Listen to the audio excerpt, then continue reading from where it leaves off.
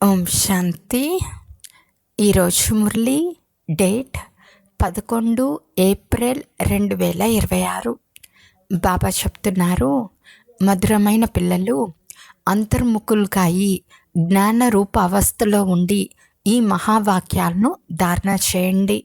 అప్పుడు తమ లేదా అన్ని ఆత్మల కళ్యాణం చేయగలరు. తమ మనసు లేదా హృదయం రూపీ మందిరాన్ని ఈశ్వర్య గుణాల రూపీ మూర్తులతో అలంకరించండి. పవిత్ర సంకల్పాల సుగంధం వ్యాపింపచేయండి. ప్రశ్న: సర్వోత్తమ సత్యమైన సర్వీస్ ఏది? యథార్థమైన సర్వీస్కు సూక్ష్మమైన మరియు సున్నితమైన రహస్యం ఏది? జవాబు: ఎవరి వలనైనా ఏదైనా పొరపాటు జరిగినట్లయితే వారిని సావధానపరచడంతో పాటు సూక్ష్మ రీతిలో తమ యోగ శక్తిని వారి వరకు చేరవేసి వారి అశుద్ధ సంకల్పాలను భస్మం చేయటం, ఇదే సర్వోత్తమ సత్యమైన సర్వీస్. జతలో మనసా ద్వారా కూడా ఎటువంటి అశుద్ధ సంకల్పాలు ఉత్పన్నం అవ్వకుండా తమపై కూడా అటెన్షన్ ఉంచటం. ఇందులో స్వయం కూడా జాగ్రత్తగా ఉండాలి మరియు ఇతరులకు ఇటువంటి దివ్యమైన సర్వీస్ చేయాలి. ఇదే సర్వీస్కు సూక్ష్మమైన మరియు మహీన్ రహస్యం. ఓం శాంతి. పురుషార్థి పిల్లలు ప్రతి ఒక్కరూ మొదట అంతర్ముఖి అవస్థ తప్పకుండా ధారణ చేయాలి. అంతర్ముఖతలో గొప్ప కళ్యాణమే ఇమిడి ఉంది. ఈ అవస్థతోనే అచలము, స్థిరము, ధైర్యవంతము, నిర్మాణ చిత్తము మొదలైన గుణాలను ధారణ చేయవచ్చు. అంతేకాక సంపూర్ణ జ్ఞానమయ అవస్థ ప్రాప్తి చేసుకోవచ్చు. అంతర్ముఖులుగా ఉండిన కారణన సంపూర్ణ జ్ఞాన రూప అవస్థ ప్రాప్తించదు. ఎందుకంటే ఎవరైతే మహావాక్యాలు సన్ముఖంలో వింటారో ఒకవేళ వాటి లోతుల్లోకి వెళ్ళి గ్రహించకపోతే కేవలం ఆ మహావాక్యాలను విని రిపీట్ చేస్తారు. ఆ మహావాక్యాలు వాక్యాలుగా అవుతాయి. జ్ఞానరూప అవస్థలో ఉండి మహావాక్యాలు వినకపోతే ఆ మహావాక్యాలపై మాయ యొక్క నీడ పడుతుంది.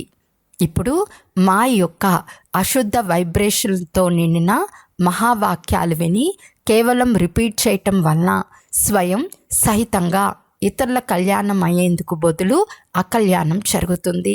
అందువలన ఓ పిల్లలు ఒక్కసారిగా అంతర్ముఖులుగా అయిపోండి. మీ ఈ మనసు మందిరం వంటిది. మందిరం నుండి సదా సుగంధం వస్తూ ఉంటుంది. అలాగే మనసు మందిరం పవిత్రంగా అయినప్పుడు సంకల్పాలు కూడా పవిత్రమైనవి ఉత్పన్నం అవుతాయి. మందిరంలో కేవలం పవిత్ర దేవీ దేవతల చిత్రాలే ఉంచబడతాయి, రాక్షసులవి కాదు.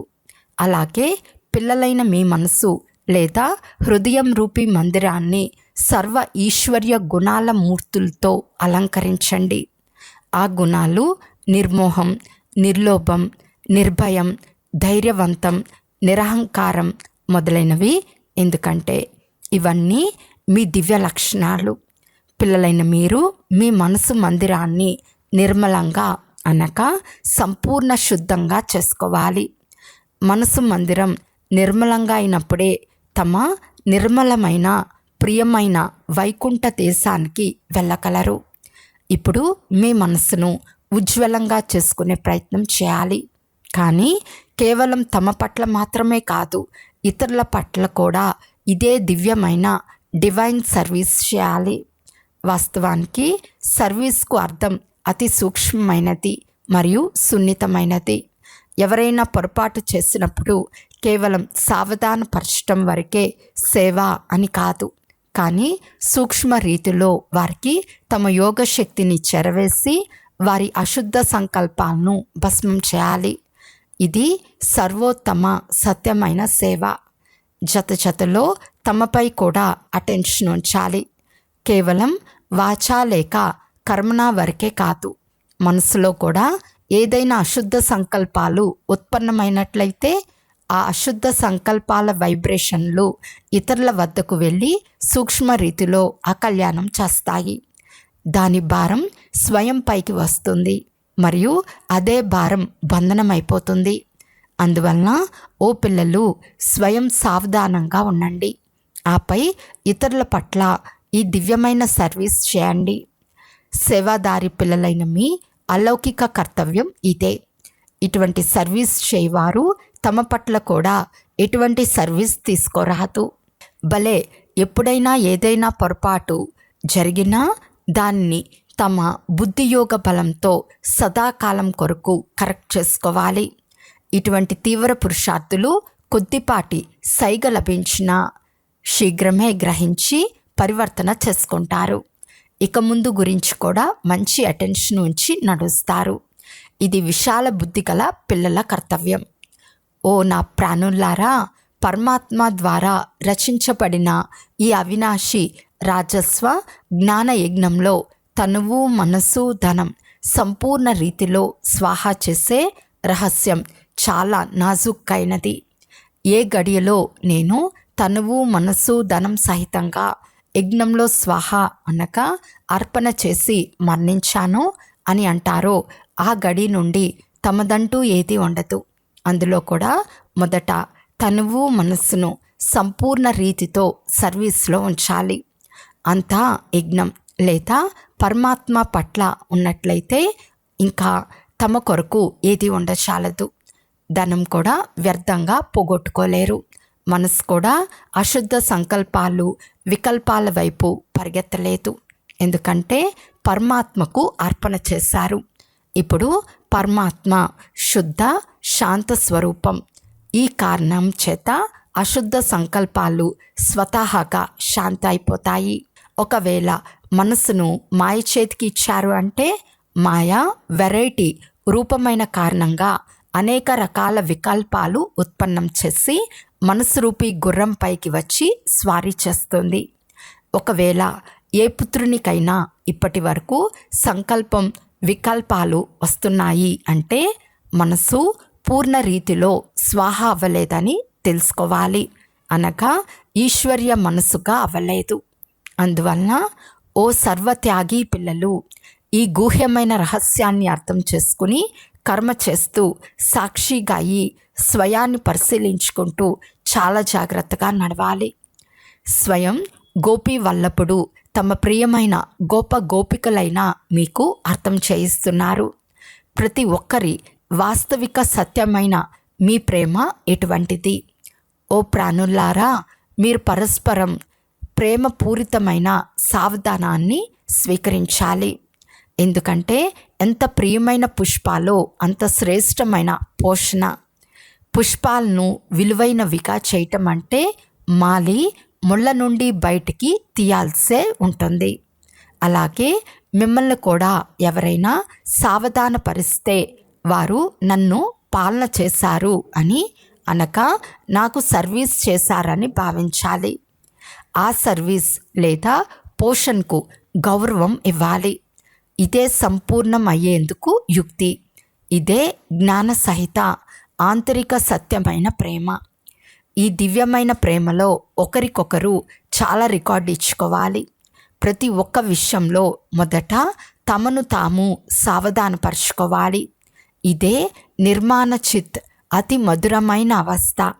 ఇటువంటి ప్రేమపూర్వక నడవడికతో మీకు ఇక్కడే సత్యుగ అశోభాయమానమైన రోజులు ఆంతరంగంలో అనుభూతి అవుతాయి. అక్కడైతే ఈ ప్రేమ న్యాచురల్గా ఉంటుంది. కానీ ఈ సంఘం యొక్క స్వీటెస్ట్ అంటే అతి మధురమైన సమయంలో ఇది ఒకరికొకరు సర్వీస్ చేసుకునే అతి మధురమైన రమణీకమైన ప్రేమ. ఈ శుద్ధమైన ప్రేమయే జగత్తులో మహిమ చేయబడింది. ప్రతి ఒక్కరూ చైతన్య పుష్పాలైన మీరు ఎల్లప్పుడూ హర్షితముఖులుగా ఉండాలి. ఎందుకంటే నిశ్చయబుద్ధి గలవారైన కారణంగా మీ నరంలో సంపూర్ణ ఈశ్వర్య శక్తి ఇమిడి ఉంది. ఇటువంటి ఆకర్షణ శక్తి తమ దివ్య చమత్కారాన్ని బయటకు తెస్తుంది. ఎలాగైతే నిర్దోషులైన చిన్నపిల్లలు పవిత్రంగా ఉన్న కారణంగా ఎల్లప్పుడూ నవ్వుతూ ఉండి తమ మనోహరమైన చరిత్రతో అందరినీ చాలా ఆకర్షిస్తారో అలా మీ ప్రతి ఒక్కరిది ఇటువంటి ఈశ్వర్య రమణీకమైన జీవితం కావాలి. దీని కొరకు మీరు ఏదైనా యుక్తితో మీ అసురీ స్వభావంపై గెలుపు ప్రాప్తి చేసుకోవాలి. ఎవరినైనా ఇలా చూడండి. ఎలా అంటే, ఎవరైనా క్రోధ వికారానికి వశమై నా ముందుకు వచ్చినట్లయితే వారి ముందు జ్ఞానరూపంగా అయ్యి బాల్యపు మధురమైన రీతితో చిరునవ్వుతో ఉంటే వారు స్వయంగా శాంతచిత్తుడైపోతారు. అనగా విస్మృతి స్వరూపం నుండి స్మృతిలోకి వచ్చేస్తారు. భలే, వారికి తెలియకపోవచ్చు, కానీ సూక్ష్మ రీతితో వారిపై గెలుపు పొంది యజమానిగా అయిపోవాలి. ఇదే మాలికుడు మరియు బాలకుని సర్వోచ్చమైన శిరోమణి విధి. ఈశ్వరుడు ఎలాగైతే జ్ఞానస్వరూపులో, అలా సంపూర్ణ ప్రేమ స్వరూపులు కూడా. ఈశ్వరునిలో ఈ 2 గుణాలు ఇమిడి ఉన్నాయి. కానీ మొదటిది జ్ఞానం, రెండవది ప్రేమ. ఒకవేళ ఎవరైనా మొదట జ్ఞానరూపంగా అవ్వక కేవలం ప్రేమ రూపంగా అయినట్లయితే ఆ ప్రేమ అశుద్ధ ఖాతాలోకి తీసుకెళ్తుంది. అందువలన ప్రేమను ఇముడ్చుకుని మొదట జ్ఞానరూపంగా అయ్యి భిన్న భిన్న రూపాలలో వచ్చి ఉన్న మాయపై గెలుపు పొంది తర్వాత ప్రేమ రూపంగా అవ్వాలి.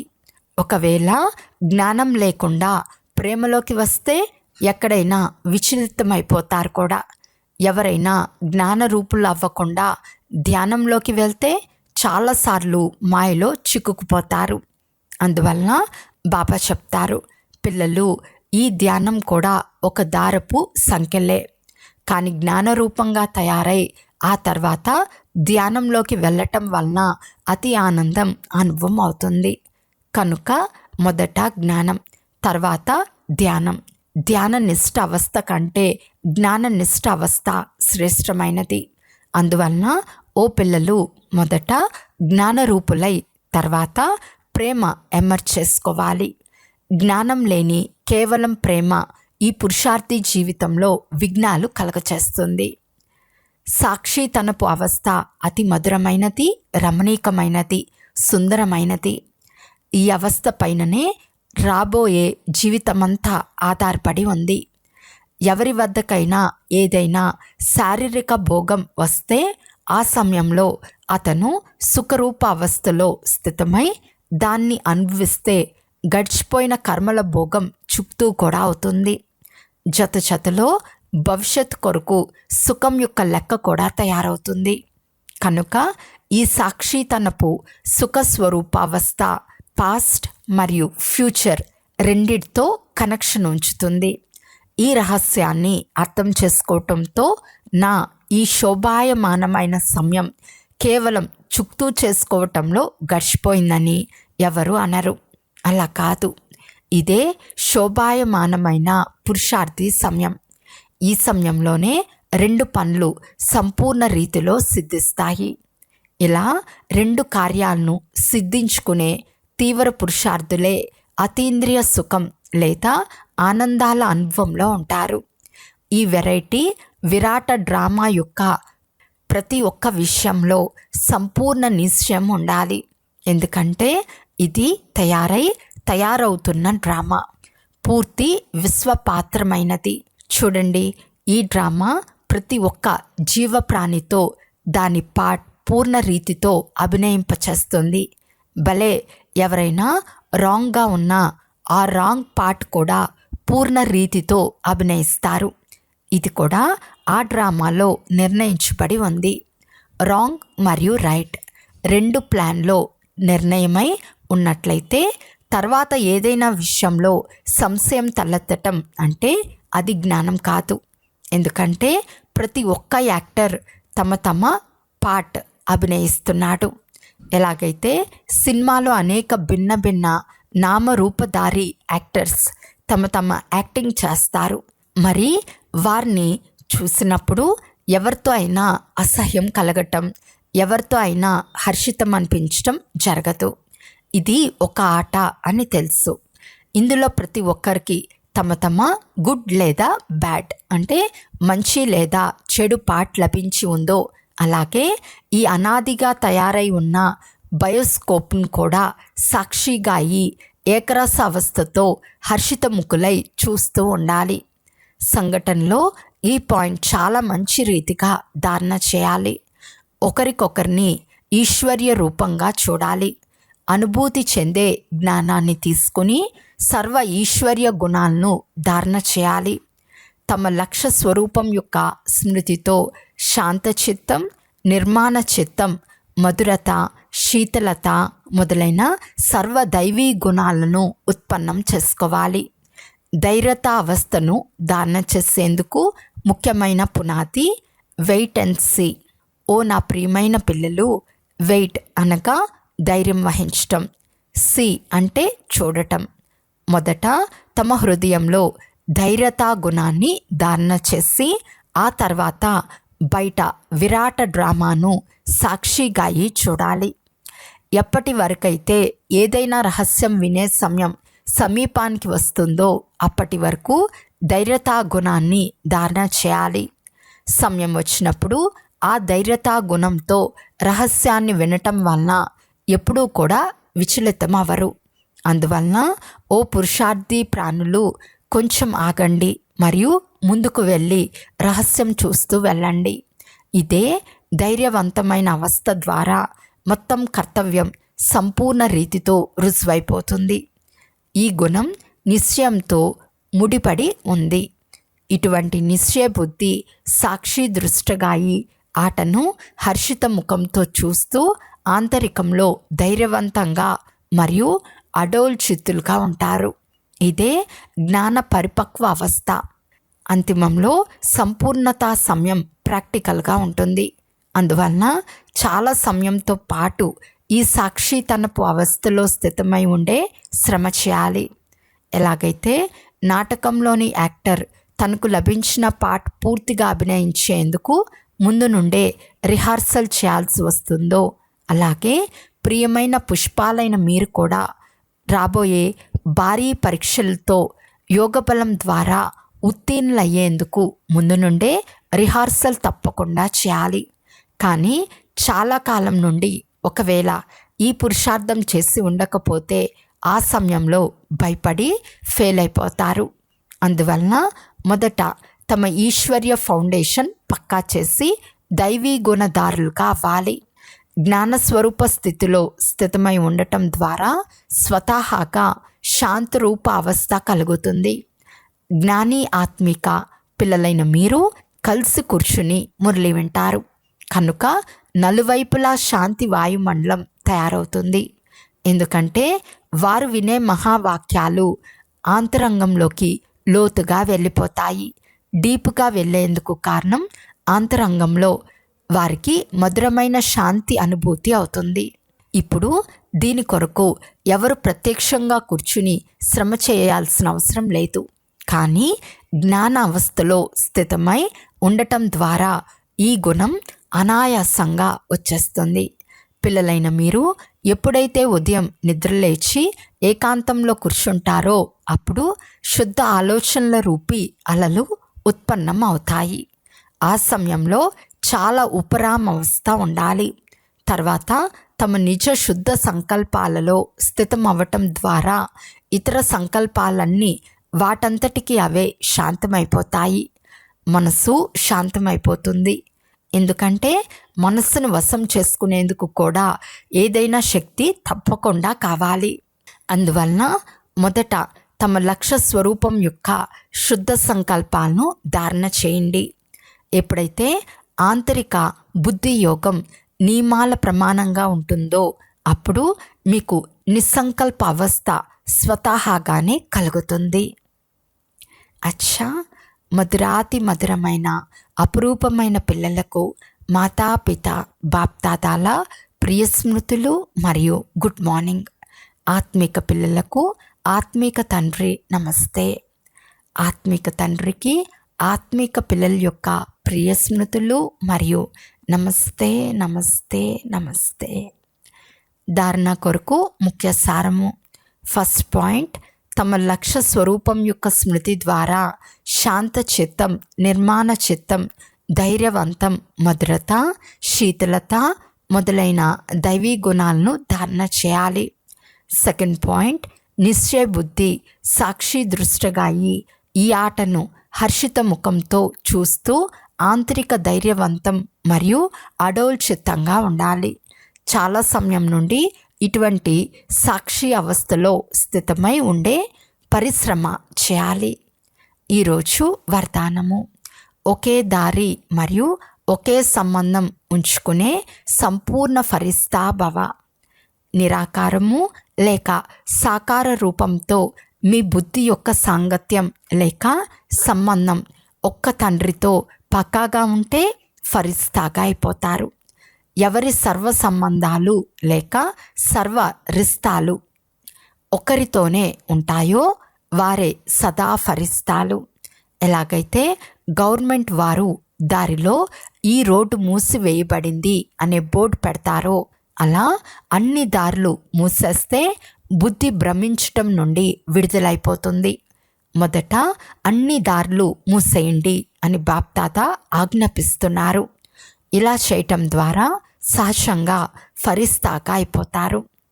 స్లోగన్: సదా సేవ యొక్క ఉమ్మంగ ఉత్సాహాలలో ఉండుటే మాయ నుండి రక్షించుకునే సాధనం. అవ్యక్త సూచన: మహాన్గా అయ్యేందుకు మధురత మరియు నమ్రత గుణాలను ధారణ చేయండి. మీ మాటలు మరియు స్వరూపం రెండూ జతలో ఉండాలి. మాటలు స్పష్టంగా కూడా ఉండాలి, అందులో స్నేహం కూడా ఉండాలి, నమ్రత మరియు మధురత కూడా ఉండాలి, సత్యత కూడా ఉండాలి. కానీ స్వరూపం యొక్క నమ్రత కూడా ఉండాలి.